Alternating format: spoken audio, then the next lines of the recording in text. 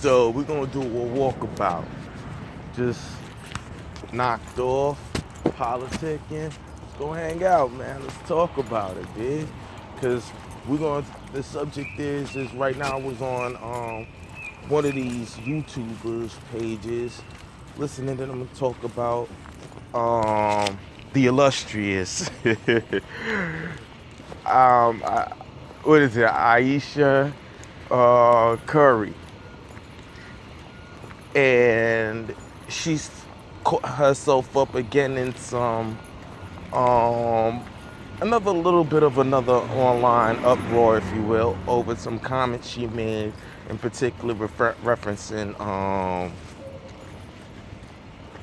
I guess colorism, which I thought was a deeper conversation that was touched upon a tad on the Red Table Talk, but everybody just beeline and focused on one thing.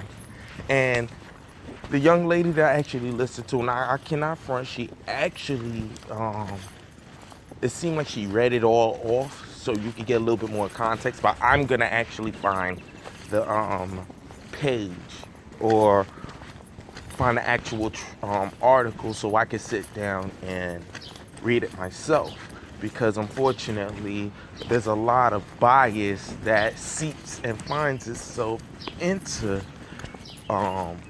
commentary about it, personal bias, especially if you pay attention to the actual page that you're on or the channel that you're actually watching. If it's people that focus on one type of subject matter at nausea, then more than likely that's all that they will be talking about. That's all that they're going to talk about.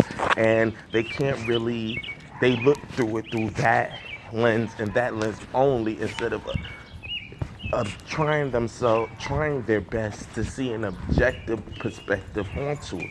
I'm not saying that biased personalities and biased content driven channels cannot bring any kind of forthcoming information, but sometimes how we ingest impartial information will be skewed towards your bias. In other words, you'll start noticing certain things that never was even said, or you could take a sentence, and because you're couching it in your personal purview or point of view, if you will, that is kind of like baked in one kind of personal perspective, then you can only get the outcome couched in that same type of point of view. Let me explain. If all I see is Nikes, I'm all about Nikes, and you come up here with Adidas on, I might read that as a personal offense, saying that you purposely wore that to incite something on me because I only wear Nikes. And the person might have just said, you know what, I normally wear Nikes all the time, and that person's story is these ain't even my sneakers. I actually borrowed this from my mans in them. You know what I mean? It is Sunday, it is church, but I went to my boy's crib. He had some Adidas. I wore that. We played basketball. And he was like, I can have it. But look, you seen this person in Adidas, and you already took the position that was somehow you wearing the Adidas was a direct slight against you, other than maybe I just like Adidas. There's so many different variables, but you only took one objective scenario with no context, no backstory, and you put a whole story wrapped around it, or you just see with some dude walking in some Jordan. Some Adidas. Another way, if I only focus on, let's say, subject matters that surround themselves around, I don't know, like sports, then I'm gonna find the sports in everything, to the point where, like, someone could have just came outside. Oh, you play basketball? mean, no, I just came outside. Like, there's so many other sports I could have played. You didn't see me with a basketball in my hand. You didn't see me with nothing. You just assumed basketball because that's what you was about to play. That was on your mind. You know what I'm saying? That doesn't mean that you couldn't have gotten it right either. You might have looked at the build and said, I could tell that you played ball just because of how you was kind of like your motions. You know what I'm saying? And you could be right. But where all you do is just see one person come outside without even a basketball in their hand, but because they happen to be walking by, let's say walking by a basketball court, you just assume that they came to play basketball, but you didn't realize maybe he was walking to the other side of the block. The basketball court happens to be in between the store and his crib. You just assume that you came out to play basketball. No, because you had basketball on the mind. That's why I always tell people, let a motherfucker talk long enough and they're gonna tell you what they really about. And that being said, I come to the Ayesha Curry thing. And I'm gonna put some links into some ladies that I listen to on YouTube that it's not even about me agreeing with them all the time or even most of the time. Not to say that they don't have interesting point of views, but these women, if you follow their channel, or I won't even say just women, I might even try to see if I can find, because I feel like there's some brothers that talk on it a little bit too. So, but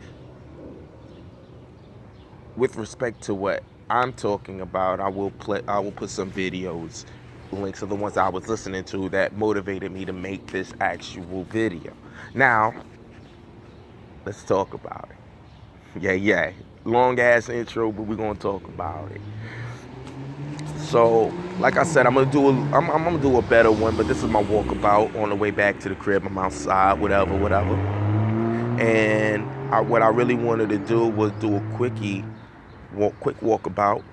You know what I mean? Talking about the things that I was listening to and what it kind of sparked into my mindset, almost like a first reaction, if you will. Now, these young ladies, it doesn't take long for you to figure out what they paid attention to before you even got to the Red Table Talk. Because for two women, they were female aspects of the Red Table Talk interview that was paramount to the discussion that might have actually curved the tides of the one sentence or so that is the one that became the tsunami online.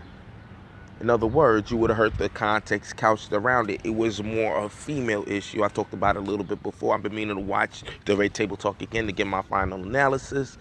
But for the sake of this conversation right now and this recording, we'll just go with the fact that, I'll go off of what I remember from seeing it a few days ago. She talked about insecurities. She talked about, I think mental health even came up on at the Red Table Talk. Some things about racial ambiguity. And keep in mind, Steph Curry's mother was actually there, and she touched on it a little bit, and they kind of like didn't really deal with it, which I thought was an even better conversation to be had, especially amongst sisters. You know what I'm saying? Especially for the black community at large. But unfortunately, I don't think there's anything Ayesha Curry could say that would curry favor, pun intended, curry any kind of favor with the community at large, be it women or the black community or mixed community or whatever. I don't think there's much she could have really said. Maybe the mixed community could have had a better understanding of where she was coming from on certain aspects of what she had touched on. Yeah. What's up? So, but in any event, it still wasn't enough for people to see the outside nuances that made her make her statement in terms of wishing that she would have more male attention, because like I said, that's female shit. It wasn't really, if you listen to how it came out, it wasn't even that kind of intense. I didn't get that kind of energy. Now there's some other topics out there that I will say that was a bigger kind of conversation to be had, but I think that people came into the conversation with that already on their sleeve, which is a lot more internal conversations and stuff like that that, like I said, I've heard people talk on, but it always came from some inside kind of conversations that I cannot quantify because I don't know them personally. All right, brother. So, in any event, while I'm listening to her talk and break down where she was coming from on the topics. And unfortunately, like I said, the conversation kind of went left when there was so much more on the table to be had beyond the focal point of her, what she said being devolved into her damn near feeling like Steph ain't good enough, this, that, and the third. And if you ask me, a lot of the gentlemen that was saying that were, especially it was mostly guys on YouTube, they were actually doing that spun off the conversation and the gender wars that everything else was that has been going on online already. So dudes came in there with that type of internal attitude. I might even put some of the gentlemen that I listened to that talked on to a lot of people, so you could just jump into the conversation again and where you fit in. And so you can actually listen to see where I deduced everything from, because I'm trying my best to see it more from an objective point of view as opposed to coming into it as a gentleman such as myself, a man that's also, I entertain all these type of conversational talks that's online as well. And me personally, I even have to admit, I'm fallible of it. If I listen to too much certain things online, it make me pay attention way too much to a lot more nuances, which is good for conversation, of course. But if I introduce it as the first foot forward, that might be completely disingenuous. And when we start doing and like I said, that's why I said sometimes amongst guys, you kind of got to chase it down. But at the same, when you get into the guy arena, we talk a real extra with it. But the problem is that it felt like every guy was, it felt more that guys were listening to what the other guys said as opposed to saying, all right, let me go listen to what she said directly before I make my commentary. I almost feel like people heard clips. They didn't even watch the 29-minute interview. You know what I mean? They didn't watch and look at that girl. And even in this new interview, one of the girls, or not interview, well, article, one of the girls said that she even brought up her weight size. She's 170 on a good day. She brought her weight up again. And didn't I tell you guys on my first video that a lot of that was couch insecurities about her weight fluctuating, having all these babies. And one thing that one of the brothers actually spoke about was that perhaps Steph wasn't her first choice, but not even that. Let's even walk it back a little bit further. That even though having a wife, or being a wife, having kids, and being successful is a beautiful thing, especially when it comes to our community, the black community. For a woman, for a sister, that is the number one bragging right. I did it by myself. I'm this, I'm that. The Superwoman mantra.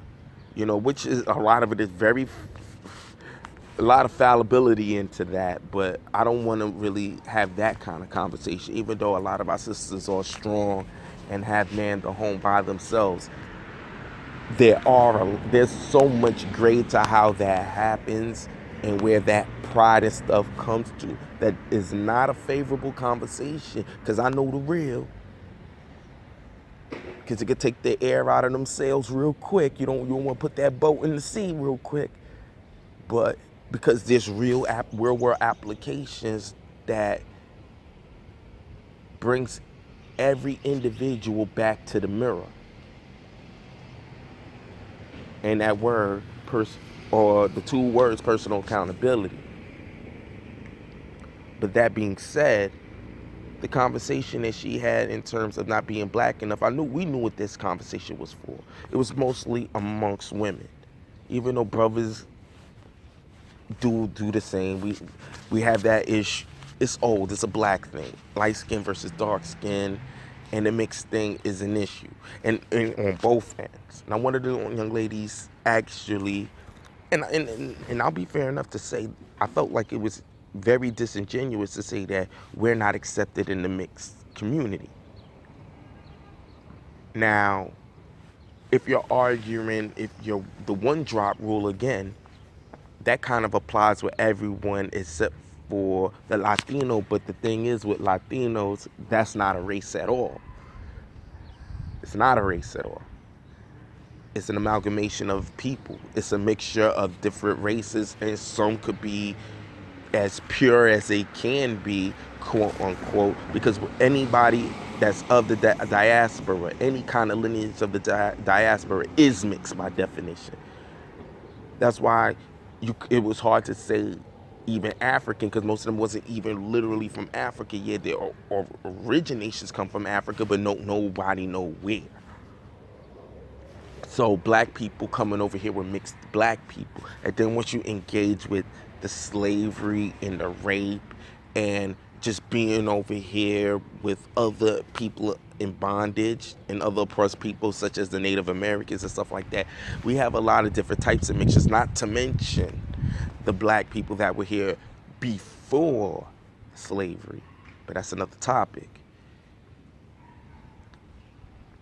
That being said, the idea of black, and I'll do a deeper dive into it, by definition it's mixed. Now I'm not gonna play no games. Like when you come to this country, black is black is black.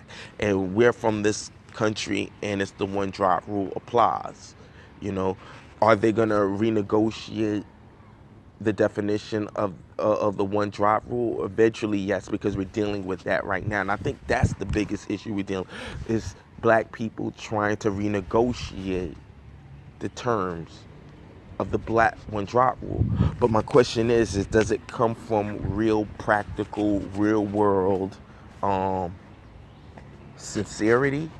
Because that being said, then why is it we're not just dividing it as both your parents have to be unequivocally black? Why is it now if I can find somebody else in your tree branch, you still black enough? So what's black enough? To me, you know what I mean?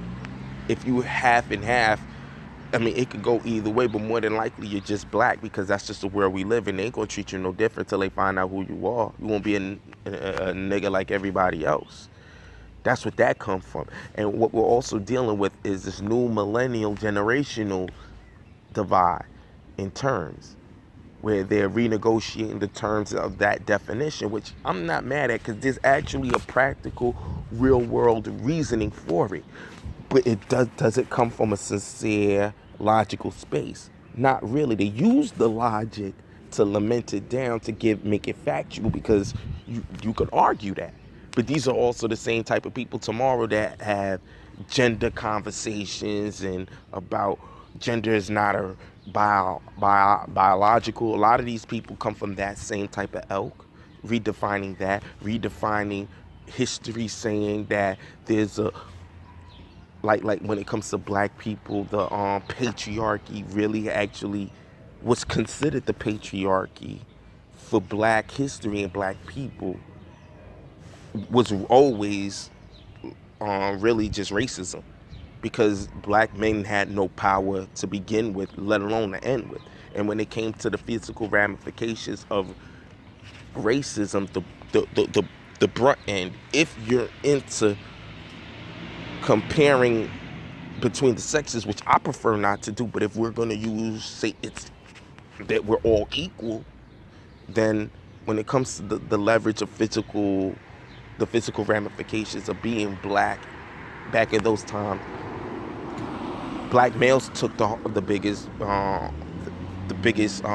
hit of that. The biggest L's come from black people. Most of these unarmed black people just dying when they're confronted with the police. It's usually black men. It's mostly black men. Yeah, we have sisters that dealt with it, but it's mostly black men, because I remember growing up, a sister would tell you in a heartbeat, she called cops on your black ass. So who's using patriarchy? Who's using which patriarchy? Is that a black male patriarchal structure that allows and affords for a sister that comes from the same background of a racial oppression, that she could actually call the police on her black man and say it while saying, I call the cops on your black ass? What is she inciting? She's leveraging the structure of patriarchy as it pertains to white women, but flexing it to work towards her because she has racism working alongside her. And because the understanding is that you're not the actual real threat.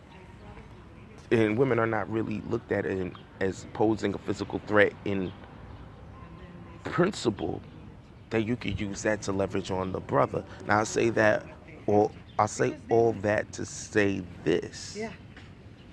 Now, when we start to divide and really try to define or renegotiate the one drop rule, is it coming from sincerity?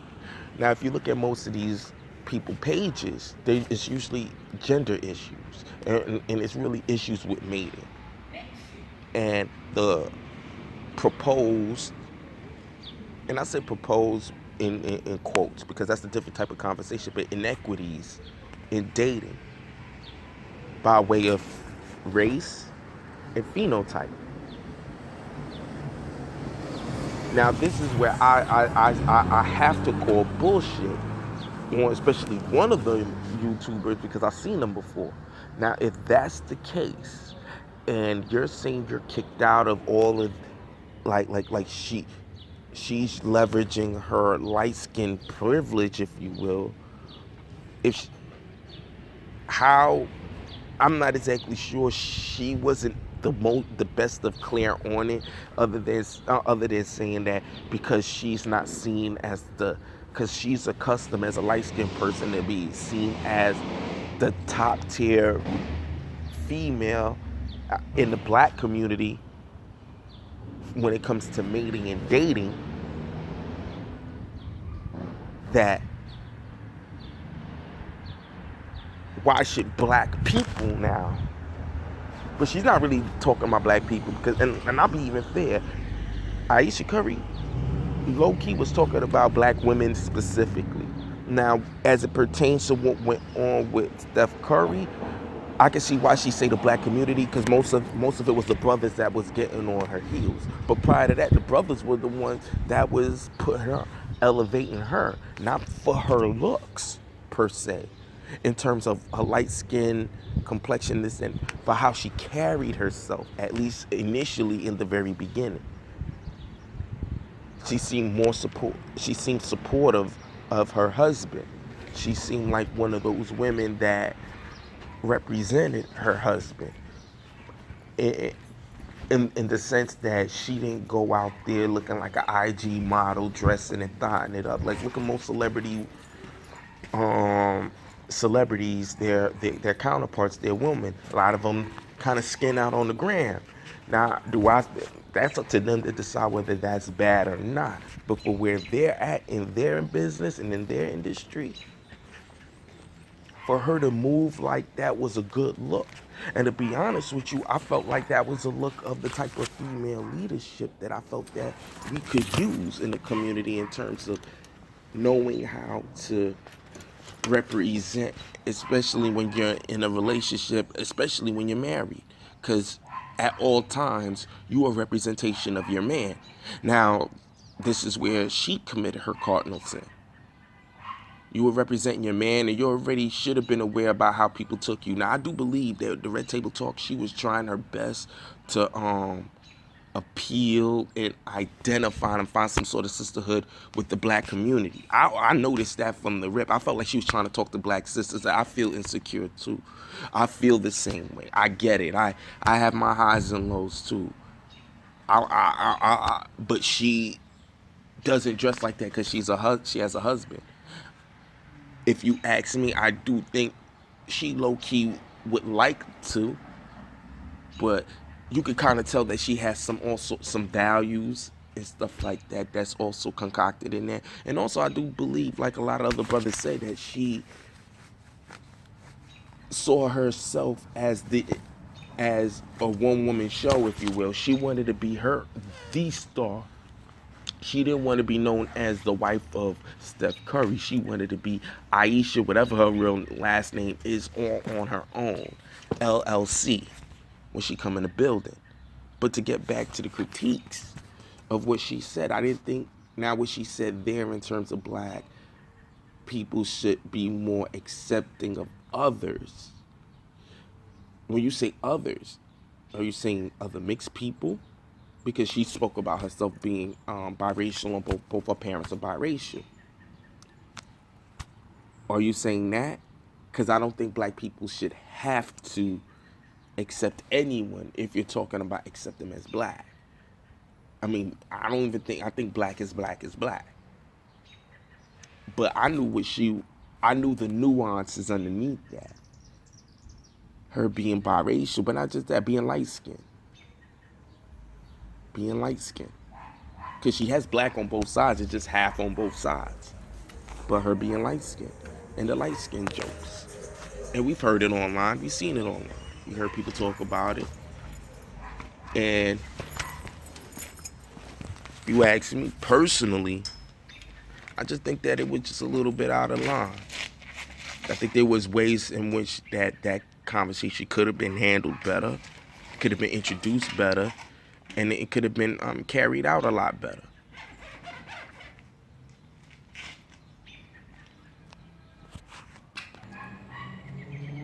My thing is this.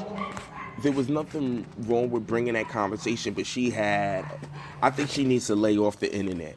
I see the conversation that she really wants to honestly have, and unfortunately, you're not gonna have it with black YouTube and black social media sites. You know, you already not looking good with the brothers now because of that comment, because they drug in the whole Pookie and Ray Ray argument.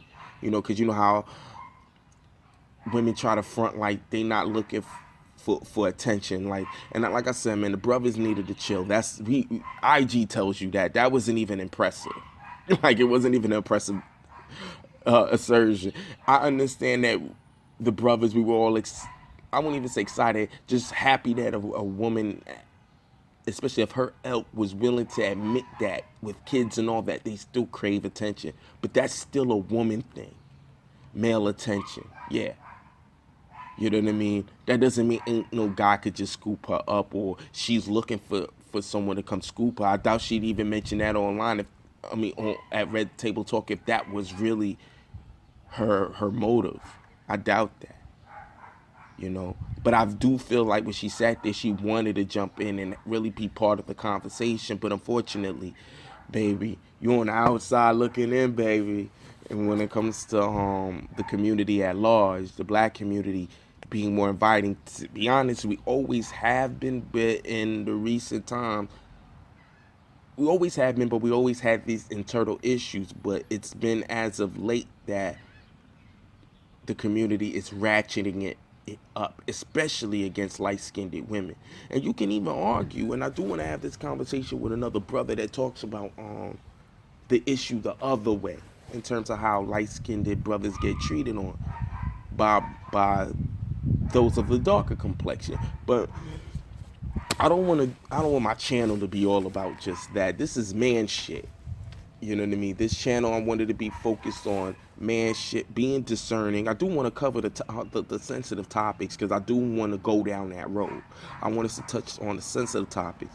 But Ayesha Curry, as in terms to how the YouTube and online verse is kind of treating this topic, treating this situation, and the conversation that I seen the young ladies have, and even the gentlemen,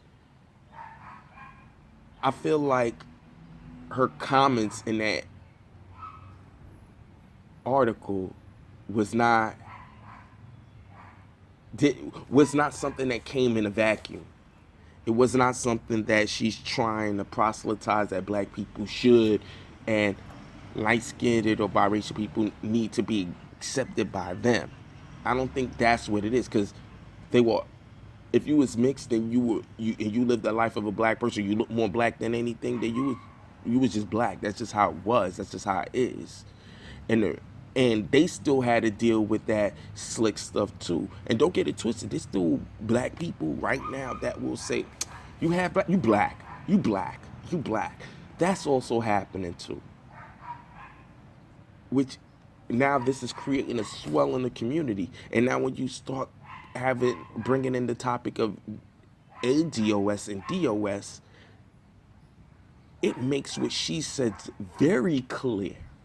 Because I listened to one of the sisters that loves to talk about colorism talk to another gentleman, which I ain't gonna front. He was going in on sis. He was going in on sis a little bit. Like he could have dialed it back a little bit, but he was going in on sis, and he was like, "Yo, you from the island? You some sort of Jamaican? You not ADOS? You don't have the same and see. So what happens if you're ADOS but you're light skinned? Are you black enough? Are you ADOS but you biracial? Are you black enough? And the biracial people aren't black at all, unequivocally. Even if they're black and from a Spanish country, because y'all like to play that game too when you're ready. Yeah. That argument comes up a lot, especially on YouTube. Ask Amara La Negra, a black sister that's from the Dominican Republic, or another black sister from the Dominican Republic, Zoe Saldana. Where do we stop? And then they'll say, well, you don't have African features. What, you have to look like Whoopi? Because I'm sorry to say, even one of these sisters is touting out this black sister that broke up the relationship with Joe Budden and his woman. She looks just like Zoe. To be honest, Amara La Negra is more black than she is. But some people feel like she even said it on her own that people think that she puts black, that like that's not even legitimately her real skin complexion. That she did some, I don't even know what to call it, like the melanin shots or whatever. And she has to constantly claim her blackness. And then now you have brothers, the ADOSs or American black people want to start have arguments with the Africans, and the Africans vice versa, and then it becomes one big old mess. Where these issues there, some of it was actually always there, but now it's just becoming some whole cafeteria food fight now. It's at least online. That being said, because I'm going to close out, this was long enough and this was just a walkabout. I started sitting down, chilling outside with it. So the conversation comes to, and this is just me more pontificating on what the other people were talking about. And I want to keep this one up because I'm actually going to read the article and revisit it and see if I actually change my mind.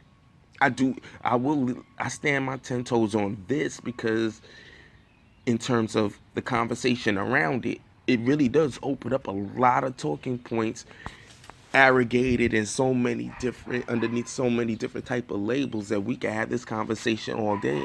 And it's not exclusive to racism or colorism. It goes right into gender and how people view all of these other topics through the auspice of gender. Because I'll be honest with you, as it pertains, if I could be more subjective here in terms of what she's saying, what she's stating, in the conversation that she had, it wasn't the time to have that conversation because because you could tell that she danced around it. Her issue really is with a lot of sisters. And I do believe the black community at large. I mean, don't get me wrong, the brothers gave her no safe space in this quote-unquote argument. They were digging on her in a way that I was actually surprised they came out. But you know what? I won't even leave it all at the doorsteps of the sisters, but I do believe more of that was, because like I said, a lot of this is girl shit. But the shit that the brothers did, we cannot not sidestep that. There is a larger conversation to be had.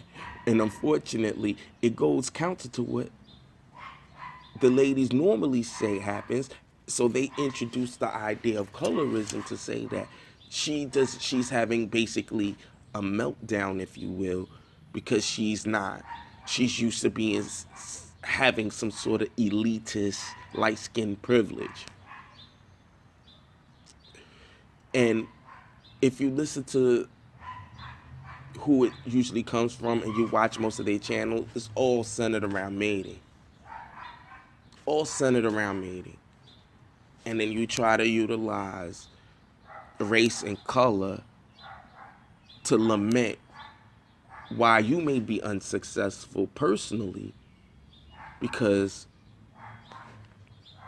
I've seen some dark skinned sisters snatch up some guys, some brothers, and it don't really matter, dark skin or light skin. I mean dark skin or light skin, they and white. I've seen dark skinned sisters go get them.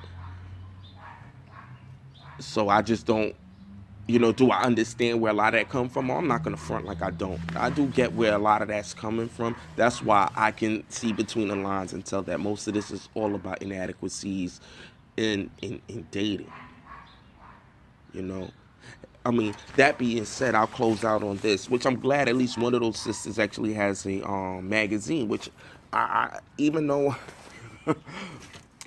I mean, on another Bundy episode, if I was to do more reactionary videos directly back and forth, I might not sound so favorable, but I actually do respect and wish she'd focus more on upselling dark skinned beauty as opposed to bitching about how you're always last in the race, when that's not necessarily true. A lot of that is part of an even longer conversation that I will clip it right here. Man, because we had 36 minutes and counting, so I'm going to clip it right here. And I might even label this a part 1 on my walkabout. And then I'll jump in on my part 2. I'll put a part 2 out after reading the article, and we'll see if my energy shifts any kind of way, or does it even because I'm using a lot more objective conversation and talk points, because I'm looking at a lot of different things, as well as these YouTubers that I got the information from, that it made me compel me to speak about.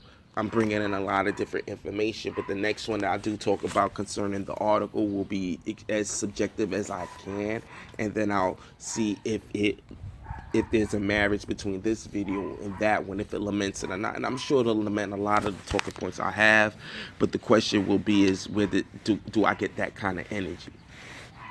All right? But I'm going to just leave it here, man, just talking about it, just breezing through. But at least I'm honest enough to say that in this video, I made the conversation based on other videos that I've seen talking about it. That's why I'm trying to be very objective with it as much as I can, but being subjective to the point of the topic, about where I got it from. But we'll see where I take this on my part 2, all right? Till next time, man. Chill.